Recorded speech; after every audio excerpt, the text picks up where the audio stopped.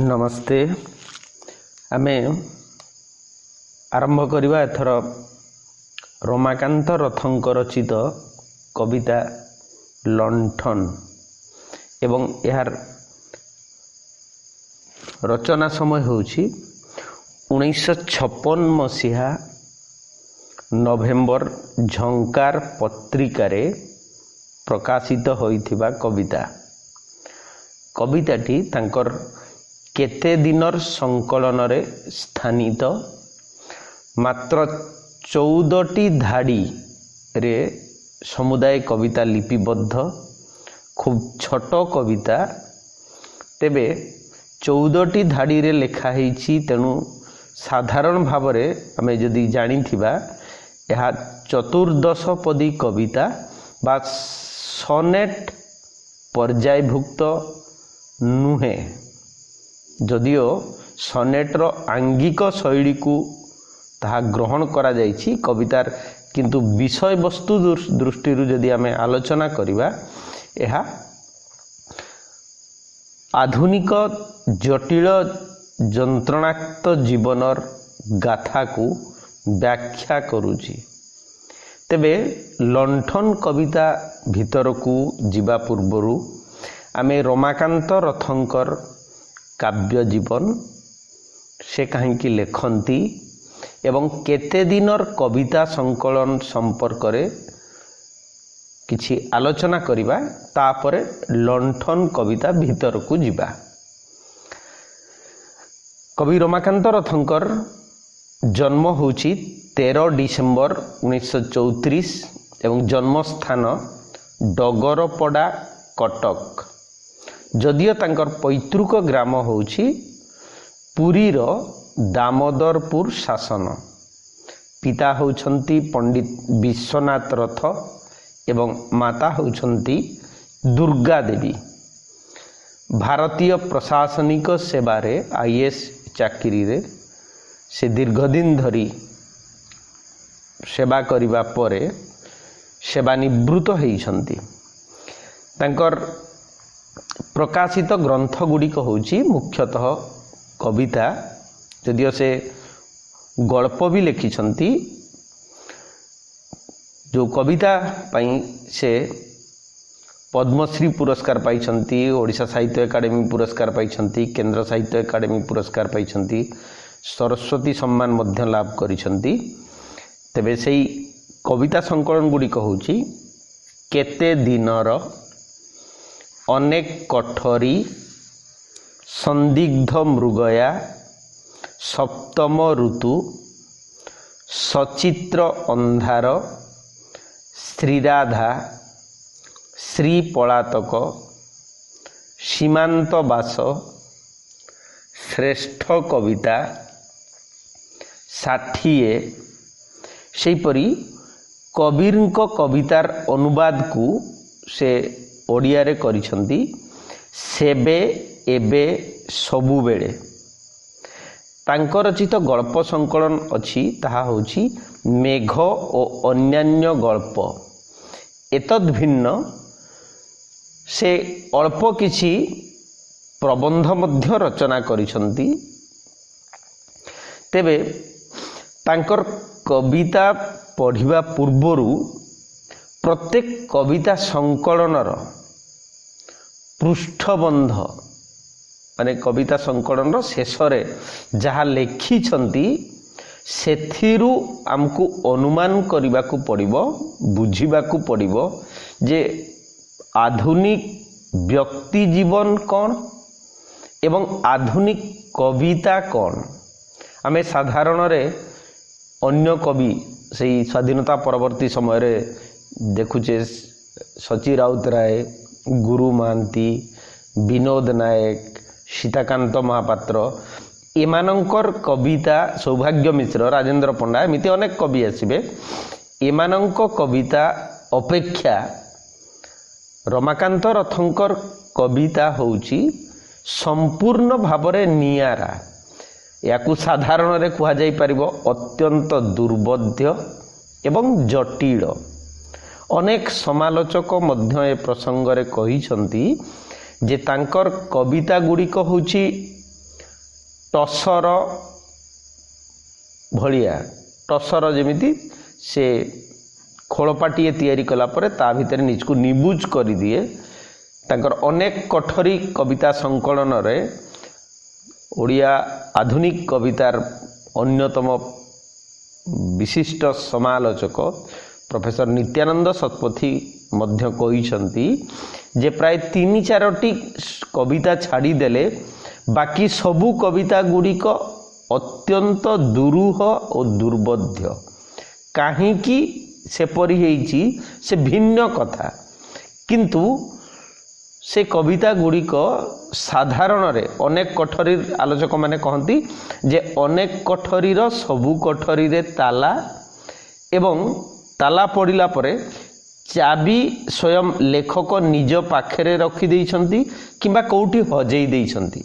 तेणु ता भितरे वास्तविक कौन अच्छी से सहजरे बुझी हेब नहीं। सेहीपरि संदिग्ध मृगया संकलन संपर्क रे मध्य सेही कथा कुहा जाए।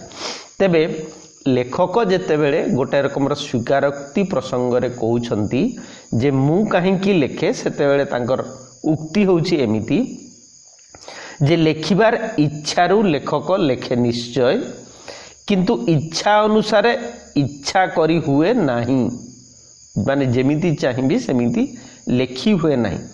अन्य केतेक इच्छा परी एही इच्छा मध्य आकस्मिक, तांकर कारण निर्दिष्ट भावरे तार कारण होउछि निर्दिष्ट भावरे कहि पारिबी नहीं।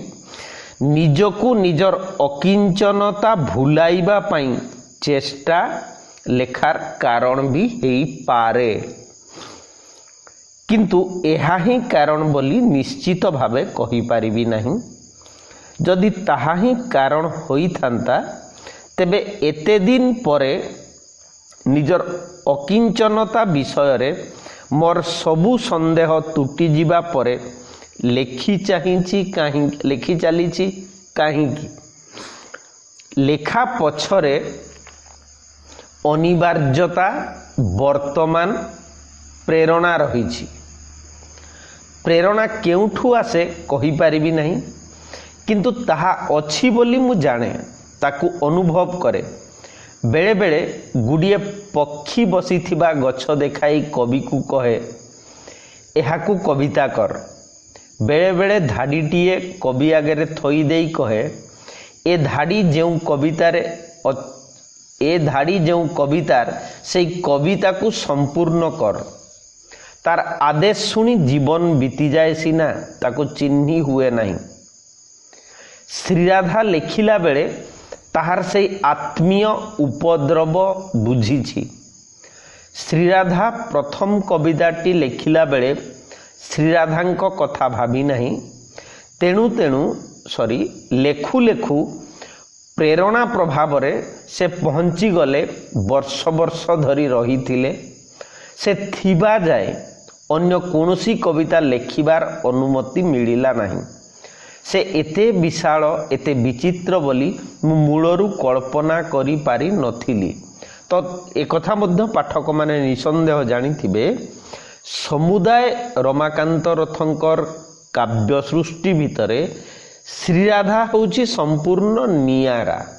आलोचक दाशरथी दास तांकर मृत्युलोक ऋतु सप्तम संकलन रे माने जो आलोचना ग्रंथ रे ताहा होची सप्तम ऋतुर कौन कहबा संपर्क रे आलोचना कविता ग्रंथटी।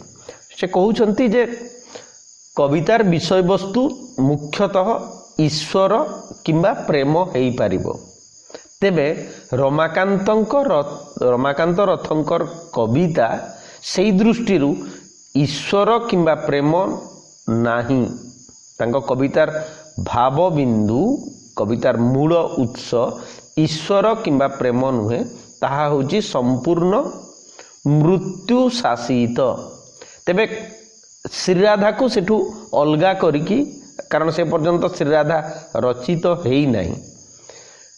श्रीराधा होची संपूर्ण भिन्न स्वादर भिन्न जीवनर एक व्याख्या अनुभूति। से भिन्न कथा आमे श्रीराधा संपर्क रे आलोचना करिवा नाही। ये प्रथम पर्यायर 56 मसीह लंठन भीतर को ଯେତେବେଳେ ଯିବା ବା କେତେ ଦିନର ସନ୍ଦିଗ୍ଧ ମୃଗୟା ସଚିତ୍ର ଅନ୍ଧାର ଅନେକ କୋଠରୀ ଏହି ପର୍ଯ୍ୟାୟର କବିତାରେ ସେ ଅତ୍ୟନ୍ତ ଜଟିଳ ଦୁର୍ବୋଧ୍ୟ ଓ एकमात्र जेमिति कवितार मुख्य भावबिंदु होउची मृत्यु। अवश्य केतोटी चंद्रमार चूड़ी भलिया कविता छाड़ी देले जोठी तत्कालीन सामाजिक जीवनर दुस्थिति अवबोध आदर्शर मृत्यु से कथार उल्लेख करा हेछि, किंतु प्रायतः अधिकांश कविता जटिल और दुर्बोध्य। तेबे सही प्रसंग रे से कहउछंती जे कविता ही मोर भाग्य।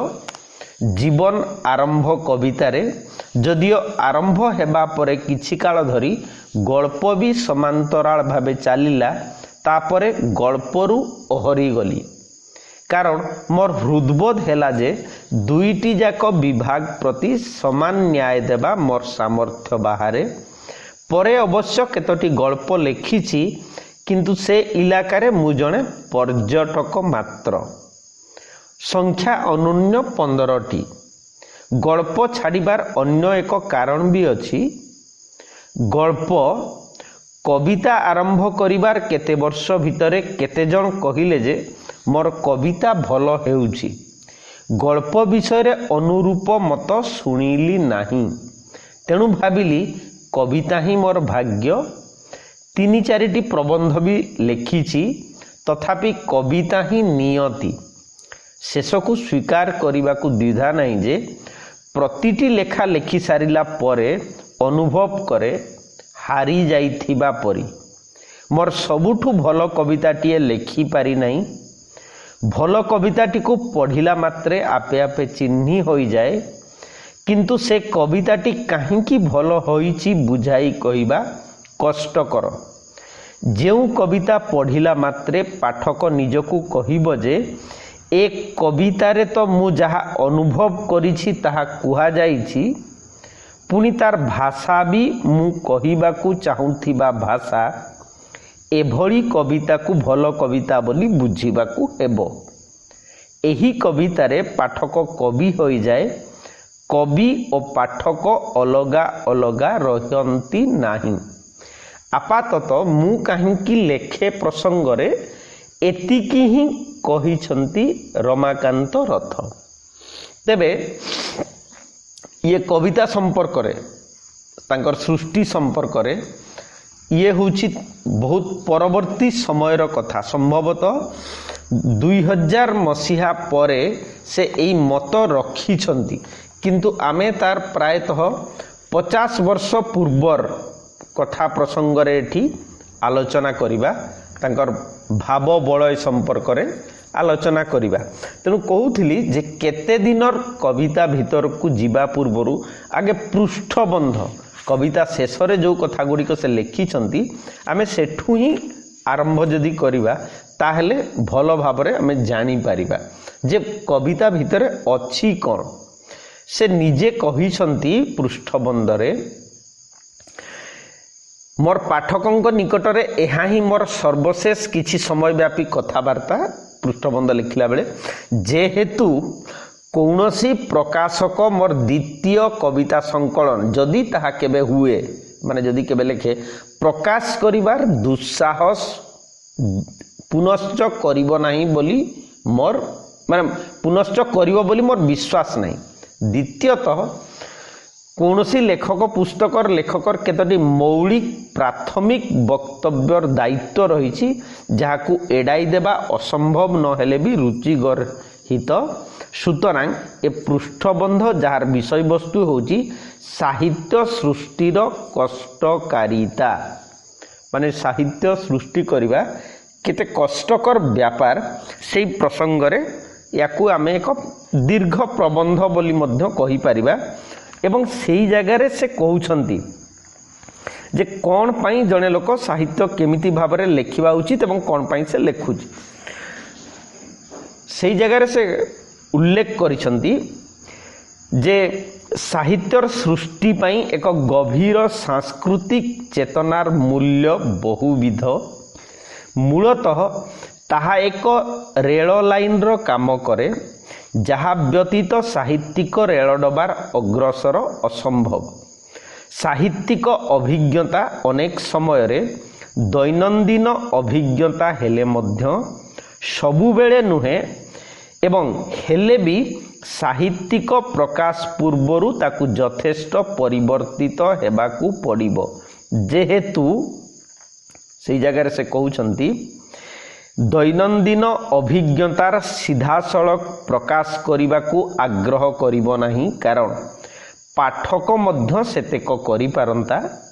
दुई रे एहाकू अनेक समय रे सीधासलख प्रकाश करा जाई पारिबो नाही, कारण केतेक मौलिक चेतना यथा क्षुधा, तृष्णा, प्रेम प्रभृति शब्द मानक माध्यम रे सहजरे प्रकाशित हुअंती नाही।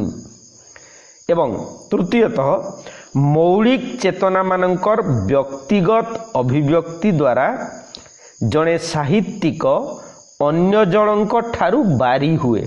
सुतरां अभिज्ञता साधारण और गोष्ठीगत हेले मध्य ताहार व्यक्तिगत अभिव्यक्ति द्वारा ही साहित्यिक गुण निर्दिष्ट हुए। ए अभिव्यक्तिर अभाव जेउ साहित्य रे जेते बेसी तार गुण सेते कम। वर्तमान ए अभिव्यक्ति सहित उपरे कुहा जाइथिबा सांस्कृतिक चेतनार संबंध कुहा जाऊ। तापरे से विस्तृत भावरे ओडिशार सांस्कृतिक जीवनर आलोचना करिसंती। पंचसखा युग ठारू आरंभ करिकी से अनेक प्रसंग को उत्थापन करिसंती एई पृष्ठबंधरे। एवं प्रबंधर अन्य चरण रे अन्य अंश रे से कहिबाकू चाहुचंती। से कहउचंती जे ओडिशा रे साहित्य सृष्टिर कष्टकारिता पाई जो कारण गुड़िक दायी भारतीय क्षेत्र मध्य से गुड़िक उणा अधिक भावे कायम। आमर आलोचना रे सांस्कृतिक चेतनार गुण साहित्यर प्रधान नियामक रूपे गृहीत होईछि।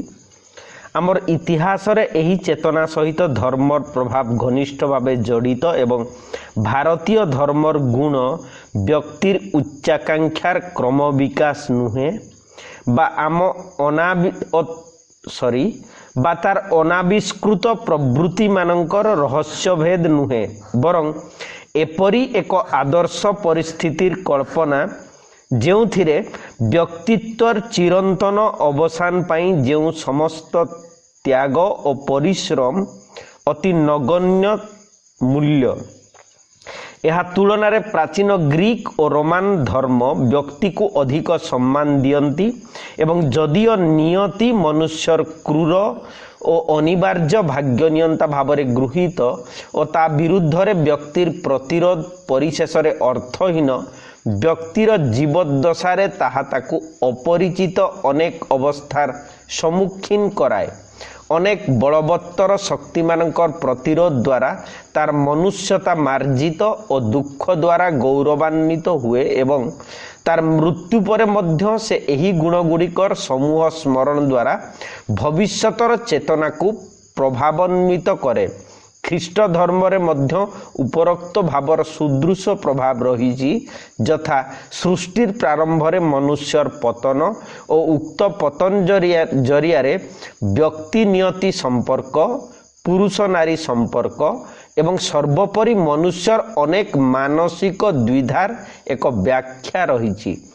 ख्रीष्ट धर्म रे अनेक समय मनुष्य भगवानंकर विचारर मंगलकारिता ग्रहण करी नहीं एवं ख्रीष्ट धर्म रे भगवान प्राचीन ग्रीसर देवता मानक ठारू अधिक करुणा संपन्न हेले हे आमर वर्तमान आलोच्य विषय वस्तु द्वारा वर्तमान आलोच्य विषय वस्तु तद्वारा विशेष परिवर्तित हेउ नहीं। एठारे कही रखिबा दरकार जे ए आलोचना रे विशेष विभिन्न धर्म मानकर तुलनात्मक उत्कर्ष आलोचित हेउ नहीं एवं धर्मर मूल उद्देश्य मानकर साधन दिगरे संतोषजनक भावे कृतकार्य कौनसी धर्म साहित्य सृष्टि पाई दरकार सांस्कृतिक चेतनार उत्स बा नियामक भावरे असफल हेले सेथिरे आश्चर्य हेबार किछि नाही। यह मध्य स्वीकार्य जे तुलनात्मक वर्णना भावरे आमर आलोचना खूब ऊपर ठाउरिया, जहाँ विभिन्न धर्म मानकर गूढ़तर सत्य मानक प्रति न्याय करू नाही। आमे किंतु एठार धर्मतत्व आलोचना करूना और धर्म को साहित्यिक प्रचेष्टार एक आनुषंगिक अंग और एक जनप्रिय प्रभाव भावरे देखुछु। एही दृष्टि धर्मर अन्यान्य कार्यकलाप और व्यक्तिर सूक्ष्मतर अभिलाष मानकर धर्म द्वारा परिपोषकता ए आलोचनार अंतर्भुक्त नुहंती। आमर आलोचनार उपरोक्त सीमा विषय सचेतन रही एतक कुहा जाई पारे जे यूरोप रे धर्मर परंपरा द्वारा साहित्य सृष्टि पाई दरकार सांस्कृतिक चेतना जेते समृद्ध, भारतीय धर्मर परंपरार अवदान से दिगरे अपेक्षाकृत कम। भारतीय धर्म रे व्यक्ति तार व्यक्तित्व पाई लज्जित हेला परी जना पड़े एवं तार चरम लक्ष्य होची व्यक्तित्वर विनाश, जहा उत्तारु कौनसी पुनरुत्थानर परिकल्पना नहीं एवं जहा आत्मसंपूर्ण। यह अवश्य सत जे भारतीय धर्म आत्मार अविनाशिता स्वीकार करे, मात्र एही आत्मार गुण व्यक्ति निर्विशेषरे समान और एक उच्चतर आदर्शर गुण मानक द्वारा ताहा निर्दिष्ट। फलतः दैनंदिन जीवन प्रक्रिया रे आत्मा एक बाह्य प्रभाव जहाकू कहीं निजर करि पारिबो नाही एवं ता उपरे एते बेसी गुरुत्व दिया जाइछि जे व्यक्तिर दृष्टि रे तार दैनंदिन जीवन अति गौण। ता एपरी एक अवस्था जहा भीतर देई व्यक्ति को अवश्य जीवाकू हेबो एवं जेते शीघ्र ए यात्रा सरे सेते भल। ए दृष्टिकोण रे व्यक्तिर स्थान निर्दिष्ट और तार आभिमुख्य रे परीक्षार विभिन्नता नहीं। उना अधिके प्रत्येक धर्म संसारर पार्थिवता स्वीकार करती, किंतु से पार्थिवतार मूल्य विभिन्न धर्म रे अलगा और भारतीय धर्म रे से मूल्य एते कम जे ता उपरे समय नष्ट न करा जिबा उचित। जीवनर ए प्रत्याख्यानर एक प्रत्यक्ष परिणाम यह जे व्यक्तित्वर सीमा अति स्पष्ट और संकीर्ण होई पड़े, जहाँ साहित्य सृष्टि रे नूतनता बा आविष्कार को अनुप्राणित करे नहीं। अल्परे कहिले साहित्य मनुष्यर अवस्थार एक व्याख्या एवं सांस्कृतिक चेतनारे उक्त अवस्थार परिसर जेते कम, साहित्यर संभावना सेते बेसी सीमाबद्ध।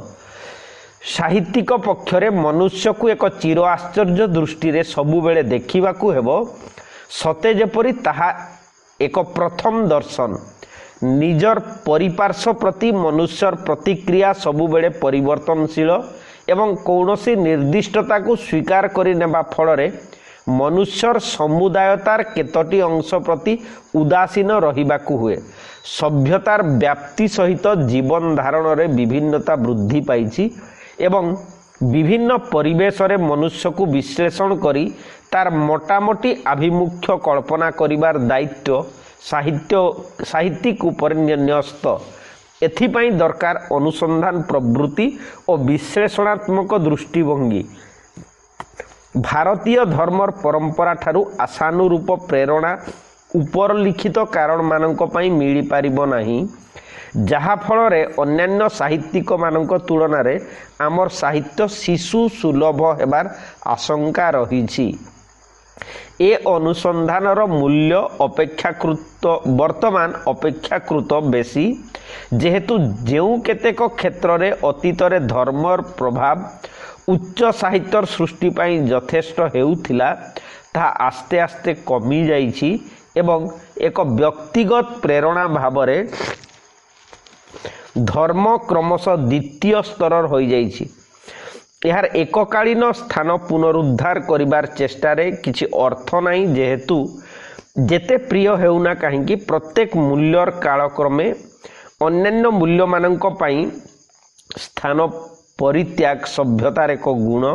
सुतरां वर्तमान धर्मर स्थान साहित्यिक अनुसंधान प्रवृत्ति को नेबाकू पड़िबो एवं विश्वासर दृढ़ता बदल संधानर निष्ठा और क्लेश नहीं आमको संतुष्ट हेबाकू पड़िबो। मनुष्यर द्रुत परिवर्तनशीलता जार कारण यह जे अपेक्षाकृत अल्प समय भितर ताको खूब बेसी अभिज्ञता भितर दे जीवाकू पड़ुछि फल तार चिंताधारार भाव प्रवणतार और विभिन्न वस्तुओं प्रति दृष्टिभंगीर अनेक मौलिक परिवर्तन होइछि जो परिवर्तन द्वारा तार भविष्यतर प्रतिक्रिया निरूपित होउछि। जदि साहित्यिक चेतना वर्तमान भावी बसे जे एक क्षिप्र परिवर्तन परे मनुष्य दिने ना दिने तार पूर्वतन स्थान को फेरी आसिबो एवं प्रत्यावर्तनर आभिमुख्य ही चिरंतन तेबे खूब बड़ भूल करा जाउची कारण प्रत्यावर्तन असंभव ताकू आमे पसंद करू बा न करू। भारतीय परंपरा रे एही स्वीकार अपेक्षाकृत कष्टकर जेहेतु एतद्वारा व्यक्तित्वर सीमाबद्धता बदल तार क्रमवर्धिष्णु परिसर आपे स्वीकृत हुए। सुतरां ए परंपरार प्रभावरु संपूर्ण मुक्त न हेबा पर्यंत साहित्यिक पक्षरे गतानुगतिकता जहाँ स्थल विशेष आश्चर्यजनक भावे मार्जित और अस्पष्ट मध्य होई पारे व्यतीत अन्य बाट नाही जहाँ फल से अनेक दक्ष मात्र मृत पूर्व पुरुषंकर एक प्रेत भावरे आमर साहित्यिक इतिहास रे स्थान ग्रहण करे ता पक्षरे कौनसी सत्य संबंध रे अवगत हेबा प्राय असंभव कारण से निजे तार चेतना को संकीर्ण करि देई थाए। एठारे सत्य वास्तवता अर्थ रे व्यवहृत होउची एवं साहित्य तथा कलार अन्यान्य विभाग रे नूतन वास्तवतार सामना सामनी हेबा और सही परिस्थिति जरिया रे व्यक्तित्वर नूतन संज्ञा देवा द्वारा ही साहित्यर गुण निर्दिष्ट हुए। इच्छाकृत भावे ए परिस्थिति आड़े गले मानविक परिस्थितिर परिवर्तनशील सत्य गुड़िकर मूल्य संबंध रे उदासीन रहिबाकू हुए जहाँ कौनसी देशर साहित्य पक्षरे एक मस्त बड़ त्याग यह ही खूब बड़ त्याग जे तार प्रवीण शिल्पी माने पाठक मानू जीवनर एक व्याख्या देवा जहाँ जीवनर एक व्याख्या देवा जहाँ असामयिक और संकीर्ण साहित्यिक चेतनार ए असामयिकता फल साहित्य लोकजीवन ठारू विच्छिन्न होई पड़े और नानादी अवास्तव काल्पनिकता द्वारा पूर्ण हुए जहाँ प्रति विश्वस्तता जोगु साहित्यिक मध्य समाजर बाहरे रही जाए। लोकंको उदासीनता अपेक्षा साहित्यिकर असामाजिकता और दुर्बल लोक संपर्क साहित्यर आधुनिक दुरवस्था पाई बेसी परिमाण रे दायी। अवश्य अनेक पंडित ए दुरवस्थार कारण विश्वासर अभाव आधुनिक जीवनर अपरिहार्य अवस्था इत्यादि रे देखंती हुए तो ताहा आंशिक भावे सत्य किंतु घटनार पूर्णांग परीक्षा पाई हमकु साहित्यिकर कर्म प्रणाली को देखिबाकू हेबो। साधारण जीवन रे धर्म और प्रत्यक्ष दार्शनिकतार मूल्य नानादी कारणवशतः कमी जिबारु सर्वत्र जे शून्य स्थान पूरण करिबा पाई सर्वत्र से शून्य स्थान पूरण करिबा पाई साहित्य अग्रसर होइछि जहा फल रे साहित्य और रूपकथा बा भावप्रवण कविता न होई क्रमशः गूढ़तर जीवनबोधर बाहक हेउछि। जो दायित्व दिने धर्मर बा दर्शनर थिला प्राय प्रत्येक प्रसिद्ध यूरोपीय साहित्यिक माने एक गभीर दार्शनिक भाव द्वारा उद्बुद्ध एवं अनेक समय एक नूतन दर्शन तत्वर पथ प्रदर्शक मध्य जेमिति दस्तोभस्की होउछंती एक्जिस्टेंशियलिज्म रो अस्तित्ववाद बा स्थितिवादर यह सहित सेमानंकर सामाजिकता अर्थात गोष्ठीर दैनंदिन राजनैतिक अर्थनैतिक और सांस्कृतिक जीवन सहित संपर्क आशातीत भावे समृद्ध एवं साहित्येतर केतेक क्षेत्र रे सेमाने मुखिया लोक एक दर्शनधर्मी साहित्यिक पक्षरे तीक्ष्ण अंतर्दृष्टिर उत्तरोत्तर उन्नति करिबा दरकार हेले हे तार सामाजिकता जोगु से अंतर्दृष्टि तथा परिणाम स्वरूप स्पष्ट परिणाम स्वरूप सृष्ट साहित्य समसामयिक गोष्ठी जीवन ठारू विच्छिन्न होगा फल अवास्तव नुहे बरं संपर्कर आंतरिकता फल वास्तव और मूल्यवान। जो केतोटी आंदोलन बा परिवर्तन द्वारा आमर परंपरार गुणगत पार्थक्य आसंता तार संभावना क्षीण।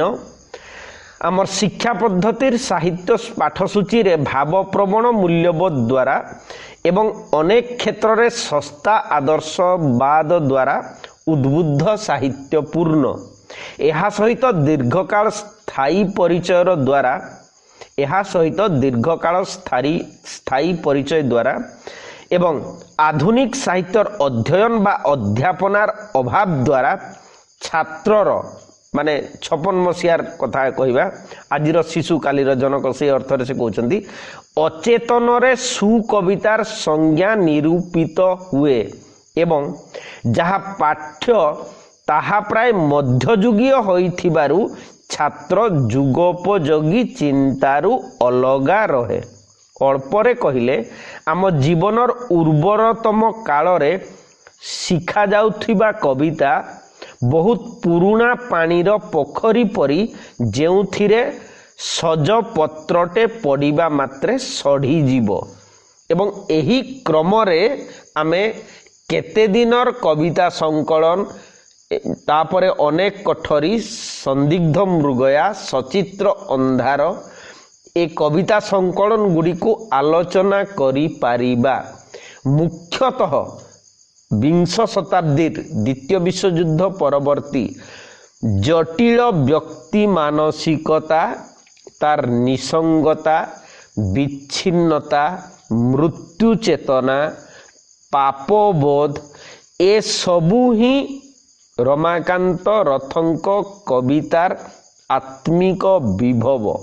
तेणु केते दिन कविता संकलन केते दिनर कविता संकलनर 16 नंबर कविता 14टी धाड़ी रे रचित होईछि 1956 नवेम्बर झंकार रे ताहा प्रकाशित होइतिला। से लंठन कवितार आलोचना आमे परवर्ती क्लास रे करिबा। या सहित आउ किछि बछा बछा कविता मध्य जो केते दिन रे अछि से संपर्क रे मध्य मु सूचना देबी आसंता क्लास रे। कमेंट रे जहा चाहिबे लेखि पारिबे। धन्यवाद।